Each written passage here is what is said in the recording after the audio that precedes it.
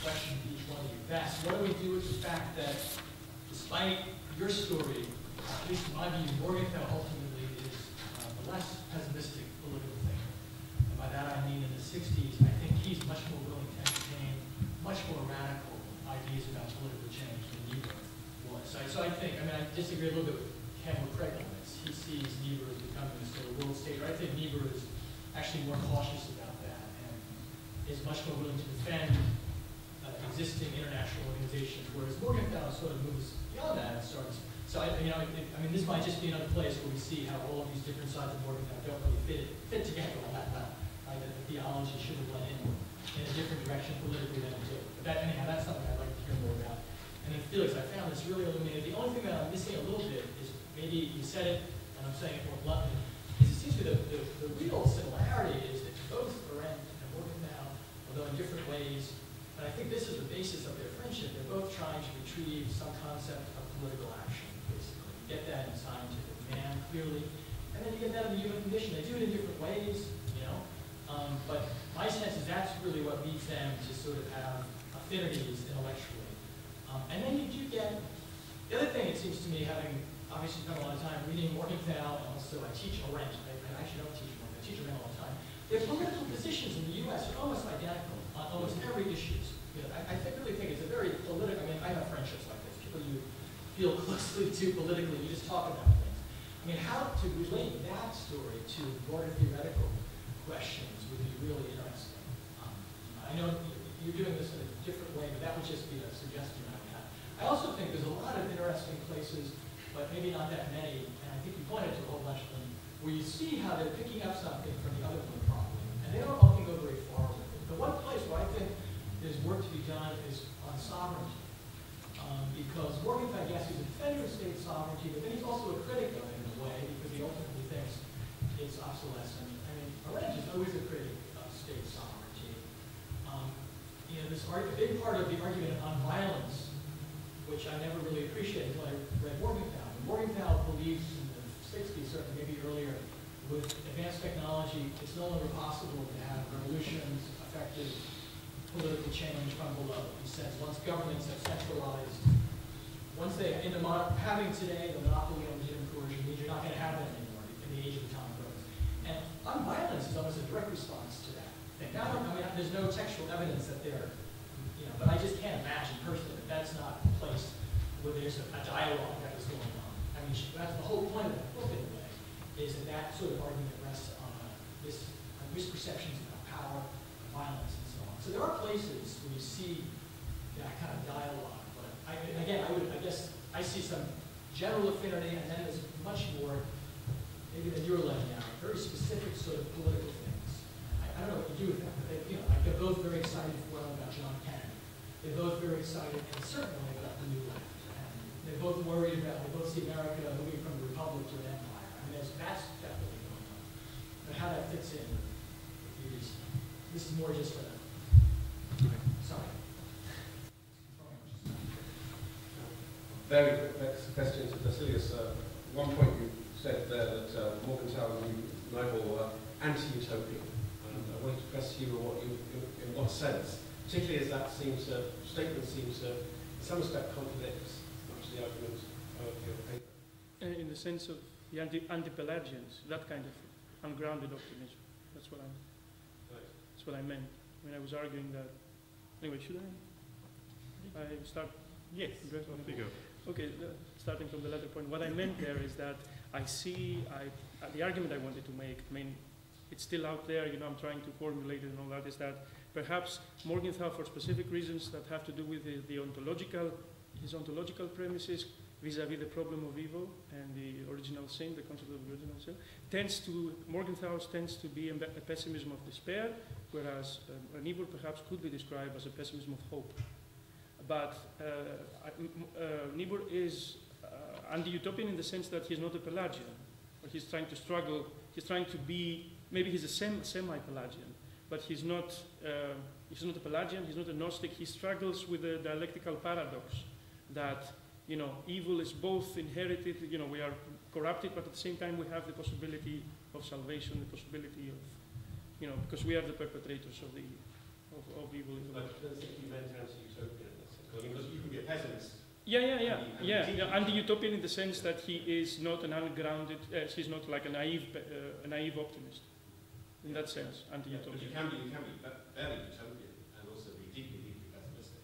Yes, I mean, which comes... And because one of the arguments there about... Which comes to the point, which comes to William's point, because nothing stops a Gnostic from being an idealist. I mean, my point here is, again, let's be clear, I'm not saying that Morgenthau is a Gnostic. I'm just saying I want to examine to what extent the ontological premises of their thought is more likely to lead them to sort of an understanding of, human agency as, more pessimistic understanding of human agency, or whether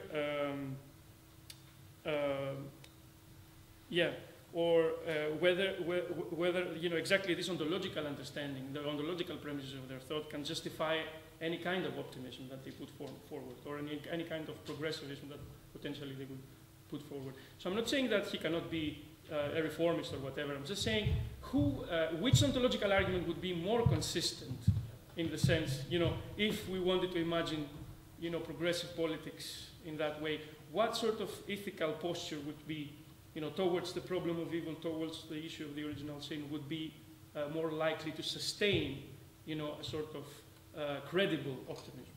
So that's the argument. Of course, there were Gnostics in history that were, Platonists, extreme idealists, or whatever. The one doesn't exclude the other, I think. My point was, yes, let's see. What is Morgenthau doing? Yes, he's saying that the moment we act in the world, the moment we start uttering anything, we participate in evil. Okay. At the same time, he was talking about the existence of some transcendent moral real. I don't know, is this gap, is he opening that gap? Is it so huge, the gap that is opening, because he's Jewish? I don't know, because he doesn't have a concept of incarnation. Whereas Niebuhr, for example, is more consistently, closer to this dialectical paradox of evil and freedom, necessity and freedom, because he's got a concept of incarnation. And at the same, that is, he's got a Christology and an eschatology at the same time, a Christian eschatology, and that makes him perhaps better attuned to this idea of sustaining. I take for granted, for me, that this is a good thing, sustaining the dialectical paradox between freedom and necessity. This is where I start from. If you say to me that ethical discourse is served better by forms of Gnosticism, I would incline to disagree, but this is my argument. So I just, I'm saying, I'm examining to what extent, how do they position, Morgenthau and Niebuhr position themselves towards this paradox, which is where all the game is played, I think, in ethical discourse. This is where the game is really played. I mean, can you really be, in what way, my question is, in what way can you be a credible optimist? An optimist that would not be immediately you would not immediately fall into despair if something goes wrong. And I think the resources are better, better resources are found in Niebuhrian thought, perhaps, than, because he's a better, because of the Christian realism that he sort of puts forward, this type of Christian realism, which is not consistent Augustinian. I think he's doing a better job than Augustine in sustaining the paradox. And maybe because he's influenced by neo-orthodoxy, by Karl Barth and all that. New existential movements in Christian theology, I think, which adds these interesting elements into his thought, I think. Okay, I should stop here. Yeah, to your point about political action, I completely agree with you that I also think that they agreed in terms of political action, more or less. There's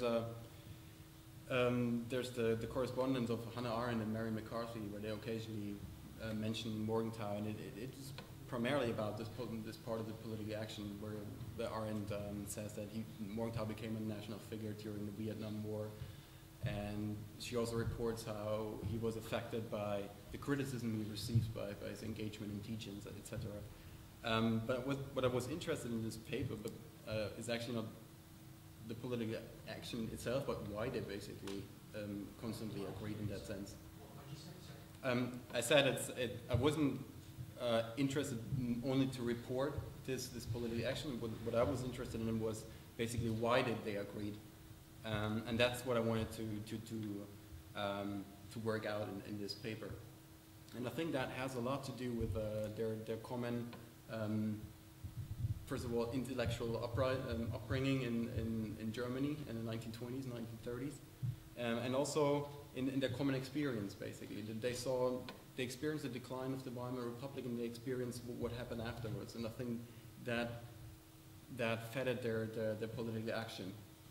To your question of sovereignty, that's true. I haven't looked into that, but one of the reasons I haven't looked into that is because what interests me most about Morgenthau is not so much what he thinks about the nation state, because I think that's not his main concern, but what he thinks about political as a concept, and what is the political.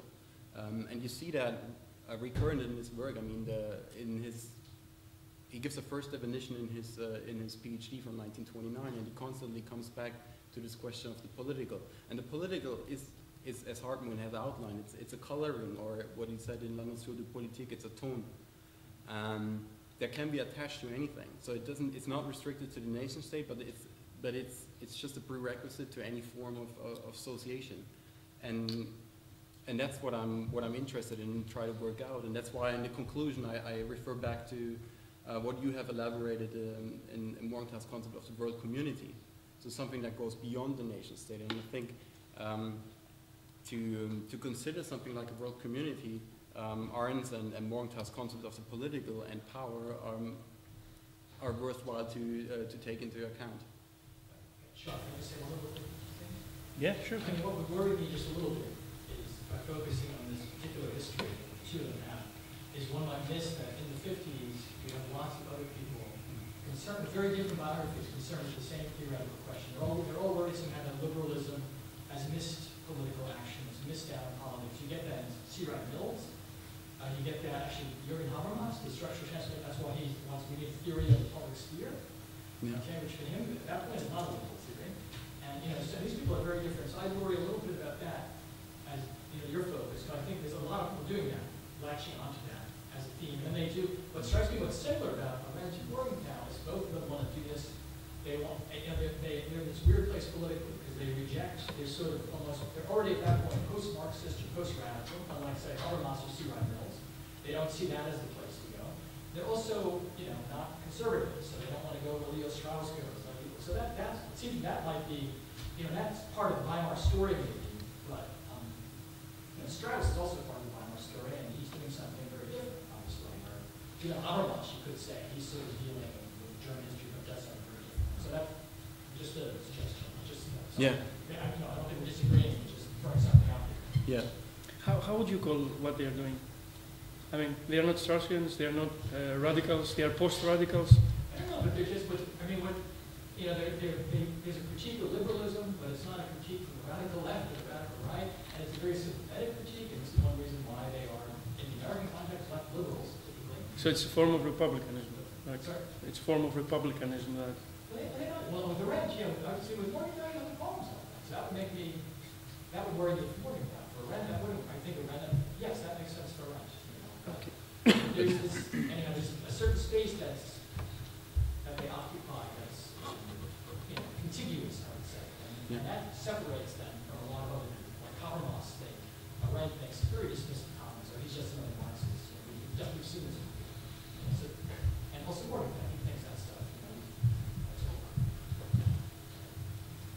Richard, I've got a couple of questions for Bastios. Bastios, I'm going to be crude, okay? I like being more and more simple. And it's a question, but it's a heartfelt question, so please don't see it as not. And I'll begin with the first question, and then I'll go to the second question. I think others in the room will be bigger, and others will not necessarily appreciate where I go. But it is something that worried me as I was listening to you.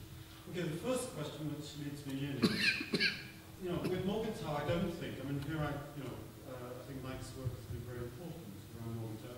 I don't think we're talking about moral responsibility. We're talking about political responsibility. It is a political ethics. And if indeed you're concerned about the way in which one negotiates the tension and dilemmas between ethics and politics, then I think Morgenthau says one is concerned, he follows Weber in that sense of, well, then this is a question of political ethics. I think you lose that in what you're doing. In the sense that the tragic dilemma, which does come out very strongly in something like defense of national interest, the tragic dilemma is having to decide. And having to decide is, it's not simply that you're responding to limitations, you're having to limit yourself as a decision maker. That is what the statesperson is involved in. And that for Morgenthau, and this is where he's necessarily thinking larger than the decision, and is therefore necessarily thinking in transcendental terms, yeah? Because that self-limitation is a tragic choice. And that is the logic of the lesser evil, and where you get to a notion of practical wisdom and phronesis. I lost that in your negotiations between Morgenthau and Ebel, and I wonder whether I'm right to feel a bit cheated from that. But then, and I'll be quicker because I think that's my second question, which is the one that worries me. Yeah? Which is, I really admire this theoretical construct that you set up from Gnosticism, Pelagianism forward. And I'm basically, I'm fairly Nietzschean in the sense that, we respond to historical contingency by shaping the future, and that demands proactive vision. And I think that's very difficult at the moment, and we know the dilemmas of leadership that that concerns. All right, but in relation to historical contingency, my question to you is, in what sense do the categories of evil and sin have purchase on world politics? Because at a certain point, I began to get a little put off by the way in which you were talking to us in terms of original sin. Now, you've got a sophisticated response to me, but I need to hear it. Okay. Yeah.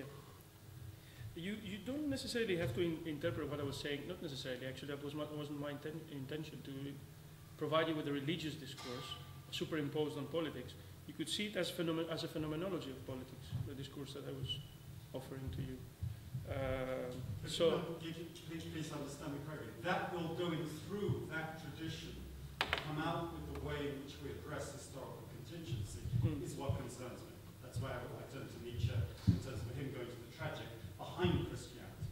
Yeah. That's my point. Yeah. It's how you go through, how you rehearse the categories to get to the moment. Of negotiating contingency. So I absolutely understand you, but I'd like to hear more how you justify your trajectory.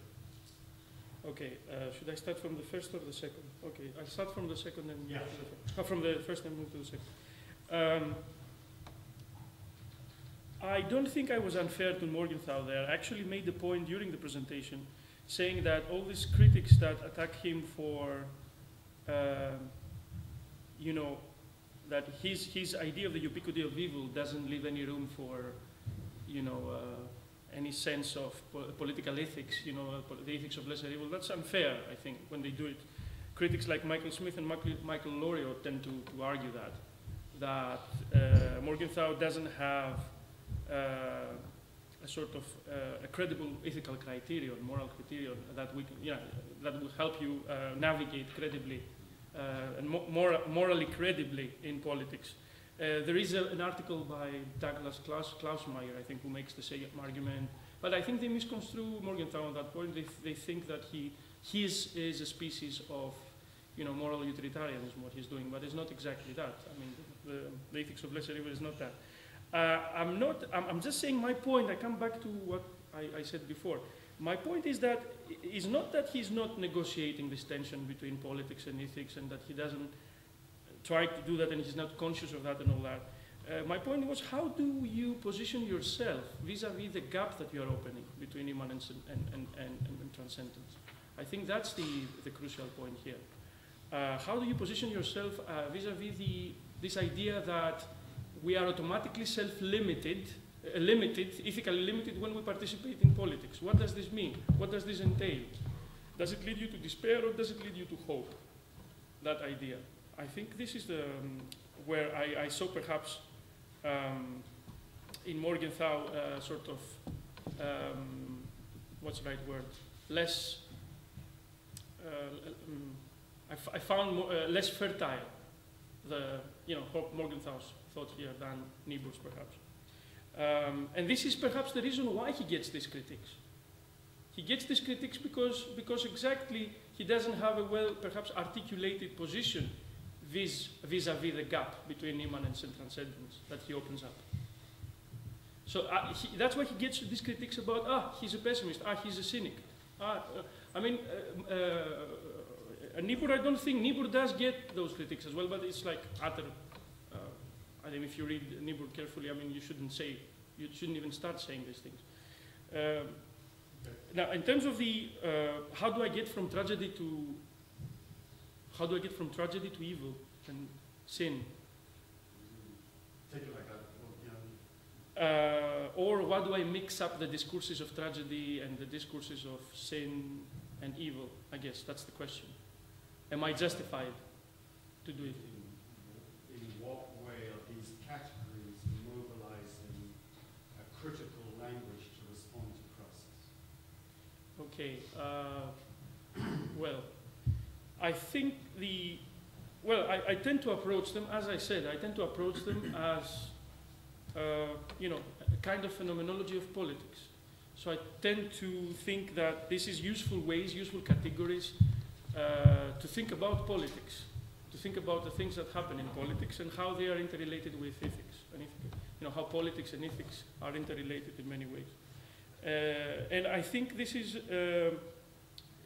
these are two useful categories because they set up the problem in a way that allow us to understand both the stalemates, the limitations, the dead ends, and the possibilities that are opening up in front of us. This is why I go back to these concepts. These are concepts that appear also very starkly in the work, mostly in the work of Morgenthau, Niebuhr, but also in Morgenthau. Morgenthau doesn't say he's a theologian, but he actually says I can do whatever I want to do what Niebuhr says without the metaphysical crap. Yes, but what does he mean when he says metaphysical crap? Niebuhr doesn't do metaphysical crap, or he doesn't understand religiosity as a metaphysical guarantee, as something that sort of allays our anxieties, our insecurities, and all that. He's got a more sophisticated idea about what religion does to politics, or what sort of resources, ethical resources, these ideas bring into politics. So I think he's a bit unfair when he thinks that this is a useless sort of baggage. Religiosity is a useless baggage in Niebuhr. I don't know if I provided a sort of adequate answer to your... I'm trying to think through those issues myself as well. I'm actually trying to follow Ricoeur here. There are a lot of affinities between the thought of Ricoeur and the thought of Niebuhr on evil, guilt, and on the concepts of evil, guilt, and sin. He's got this wonderful, he has written in the 60s, this wonderful book, The Symbolism of Evil, which I suggest, if you're interested in these things, to go, if you haven't, gone through that book, where he exactly makes that point. He goes back to these categories, how they were used in ancient Greece, how they were used in Christian discourse, and he wants to produce a phenomenology of these categories. How do they, appear themselves, and how they are mobilized in ethical and political discourse, and what can we draw from them, for our understanding of existential structures in politics. And I guess these are the parallels. This is how I want to see it as well. Well, I don't know whether we, but I'm still thinking through these concepts. There is nothing, I don't know. There are stuff out there about evil and sin in politics. But I wrote something. Yes. Yeah.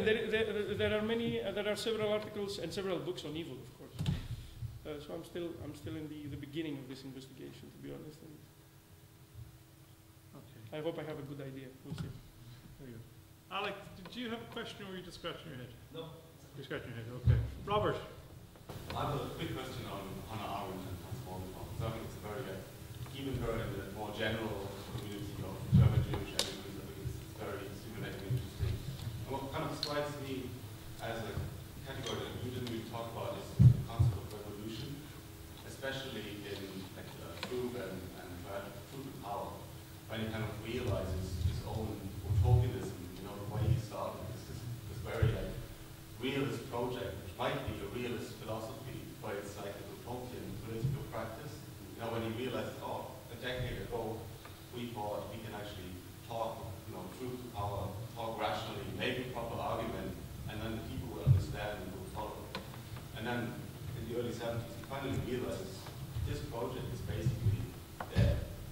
And the only way we can change society in terms of properly changing the power distribution in society, and he lists up all these movements, and I said, yes, they made the case for the relationship between movement A and government, but the overall distribution in society is still the same. And if the whole system doesn't, like what he calls like spontaneous disintegration or a revolution, if that's not going to happen, then change is impossible. And I think it's very interesting because I think they approach revolution from different sides. They're thinking partnership on that very topic. It's like, just like if you have any kind of spontaneous thought on that, that would be very appreciated. I was, I'm not sure if I got you right, but did you just said at the beginning that he thought that he had hoped before the 1970s to install something like a revolution or so? No, it's just like in the forward to Truth and Power basically says that a decade ago, like me and my colleagues, realists basically, we thought we can change the system as it is via the means of providing rational arguments for proper policy. And then he says like, it kind of finally occurred to us now, and like the whole essays in Truth and Power are basically a testament to that. You know, he says like the American intellectuals have been raped, and the truth, like, or the tragic truth in it is that actually enjoyed it, you know, and this whole like sphere between the intellectual as the one in the Eiffel Tower and the intellectual prostituting himself for the government, and then the lonely, again the theme of loneliness, the lonely academic, you know, in between. Whereas obviously Morgenthau himself kind of played all those roles throughout his life, you know, occasionally. But it's definitely like a, I guess like a realization that if his realism, like if the American public, statesmen, academics, and the public as such, like the people, they cannot live up to the standards he kind of expects them to live up to. That is like realism at its core is like hopelessly utopian. And then the only way to overcome it is by means of revolution. Okay, fair enough, but I'm still not sure because I have a different reading of Morgenthau if he ever wanted to achieve something like to alter society through rational arguments. Because that would run counter what he has written in the 1940s, for example, in social planning. So did he specifically say that at the preface, because I can't really remember now, did he specifically speak of himself or did he speak of his American colleagues? Well, he kind of speaks of himself and his colleagues as a collective almost. Okay, but I would have to look more deeper into that, but I'm really not sure if he's addressing himself at that point or if he's addressing the state of American political science. Okay, any other questions from the floor?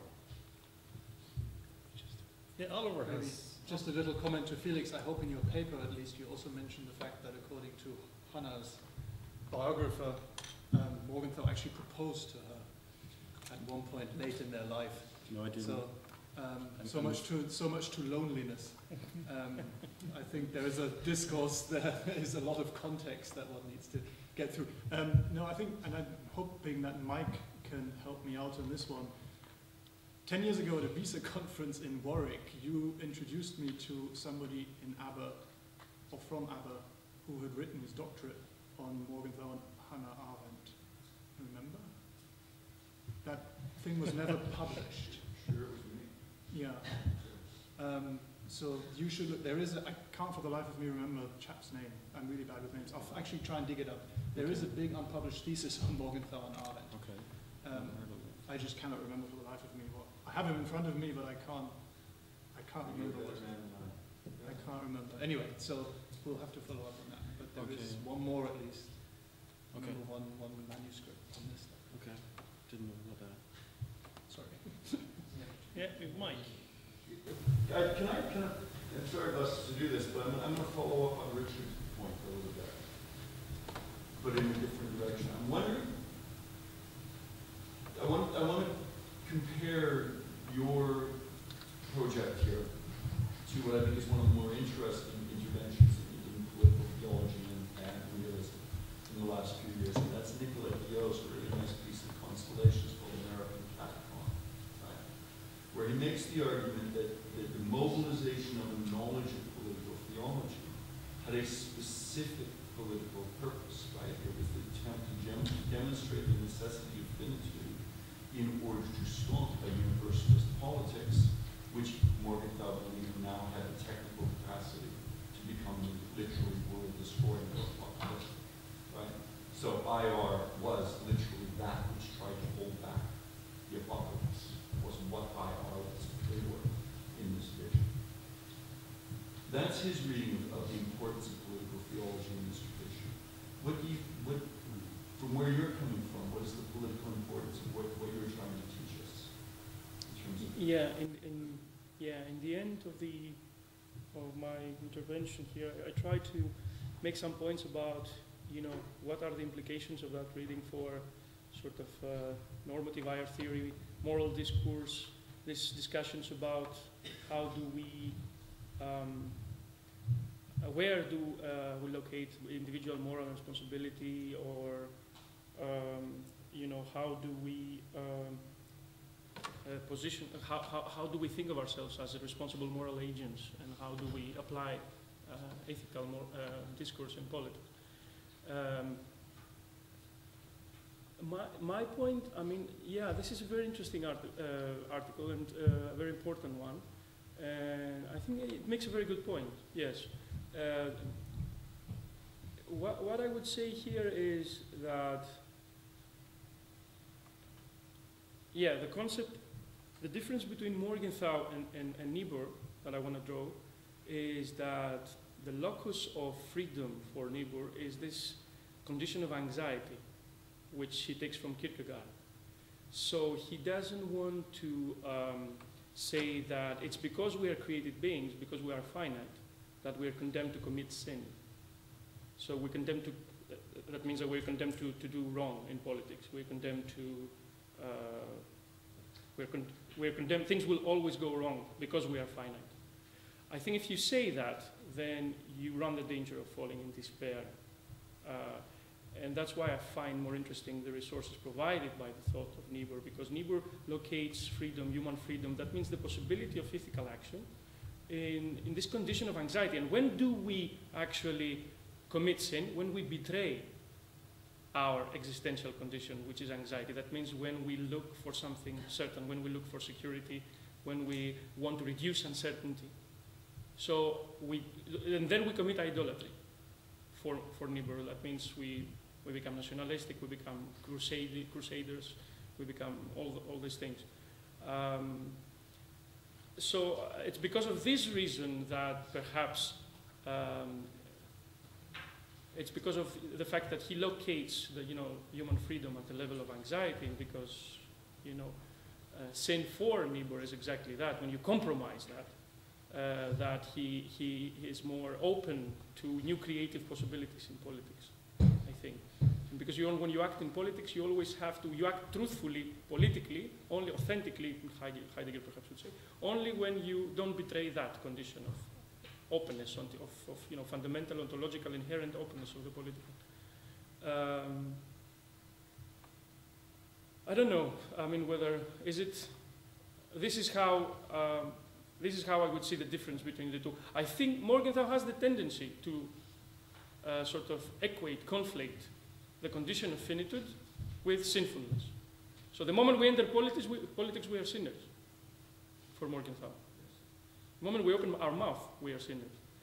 In Niebuhr, we are sinners as well, but what saves us is that repentance always comes with hope.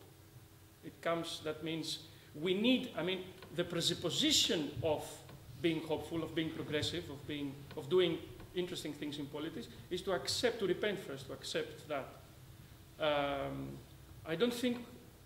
not sure whether Morgenthau has the same sort of, creative tension between repentance and hope.